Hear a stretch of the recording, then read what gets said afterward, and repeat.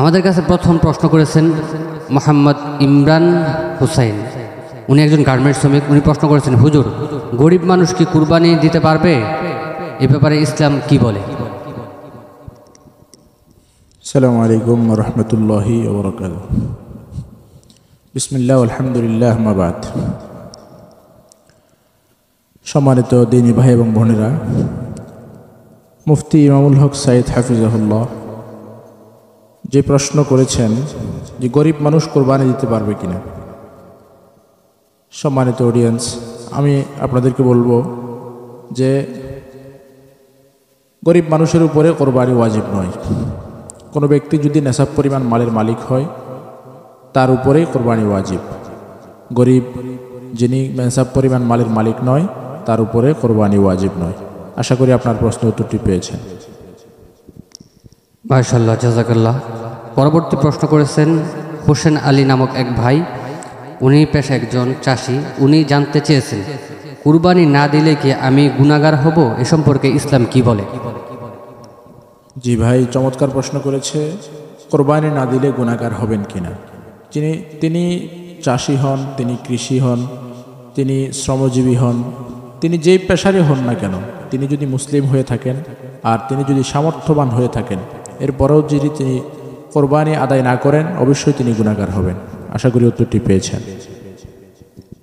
মাশাআল্লাহ, জাযাকাল্লাহ। আমরা আমাদের পরবর্তী প্রশ্নের উত্তর জানার চেষ্টা করব। এর আগে আমি আমার প্রিয় দর্শকদেরকে বলতে চাই, আপনারা যারা আমাদের ভিডিওটি দেখছেন, ইসলাম প্রচারের উদ্দেশ্যে ভিডিওটি সকলের কাছে ইনশাআল্লাহ শেয়ার করে দেবেন। আমাদেরকে পরবর্তী প্রশ্ন করেছেন সুমাইয়া আক্তার। উনি একজন গৃহিণী। উনি জানতে চেয়েছেন, হুজুর, আমি একজন মহিলা, আমি কি কুরবানি দিতে পারি? এ সম্পর্কে ইসলাম কি বলে? বোনের প্রশ্নটি অত্যন্ত চমৎকার। তিনি একজন মহিলা, তার মানে তিনি জানতে চাচ্ছেন তিনি মহিলা হয়েও কোরবানি দিতে পারবেন কিনা। এক্ষেত্রে আমরা বলবো, তিনি মহিলা হয়েছেন এজন্য তার কোরবানি দিতে কোনো বাধা নাই। বরঞ্চ তিনি যদি নেশাব পরিমাণ মালের মালিক হয়ে থাকেন, ওনার পক্ষ থেকেও কোরবানি আদায় করা ওয়াজিব। মহিলা হওয়ার কারণে তার উপরে কোরবানি আসবে না, এমন কোনো বিধান শরীয়তে নেই।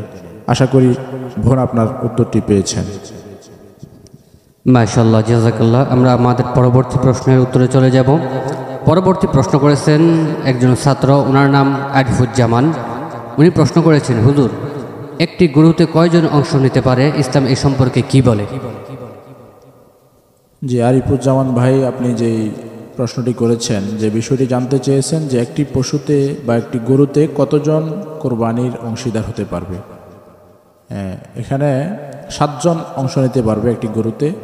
তবে সেক্ষেত্রে খেয়াল রাখতে হবে এক অংশের ভিতরে যেন 2 জন কোরবানি না করে, এই বিষয়টা আমাদের খেয়াল রাখতে হবে। একটা গরু অথবা মহিষের মধ্যে 7 জন অংশীদার হতে পারবে। 7 জনের পক্ষ থেকে কোরবানি আদায় করা যাবে। আশা করি আমার উত্তরটি পেয়েছেন। মাশাআল্লাহ, জাযাকাল্লাহ। এবার আমাদের একজন প্রবাসী ভাই একটি প্রশ্ন করেছেন, অত্যন্ত গুরুত্বপূর্ণ প্রশ্ন। সম্মানিত ভিউয়ার্স, আমি আবারও অনুরোধ করব, আপনারা ভিডিওটি যারা দেখছেন অবশ্যই ইসলাম প্রচারের খাতিরে ভিডিওটি শেয়ার করবেন এবং আমাদের চ্যানেলটি সাবস্ক্রাইব করে ইসলাম প্রচারে আমাদেরকে সহযোগিতা করবেন।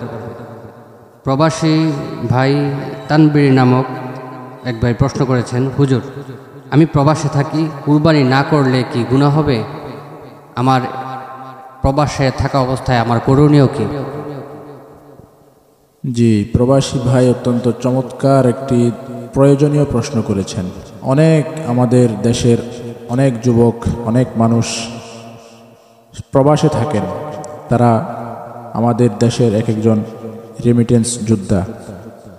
তো ভাই যে প্রশ্ন করেছেন, এই প্রশ্ন হাজারো প্রবাসী ভাইয়ের। প্রবাস থেকে তারা লক্ষ লক্ষ টাকা পাঠায়, বাড়িতে মা বাবার নামে কোরবানি হয়, মা বাবার পক্ষ থেকে কোরবানি হয়, কিন্তু প্রবাসী ছেলে, প্রবাসী ভাইয়ের পক্ষ থেকে কোরবানি আদায় করা হয় না স্বাভাবিকত।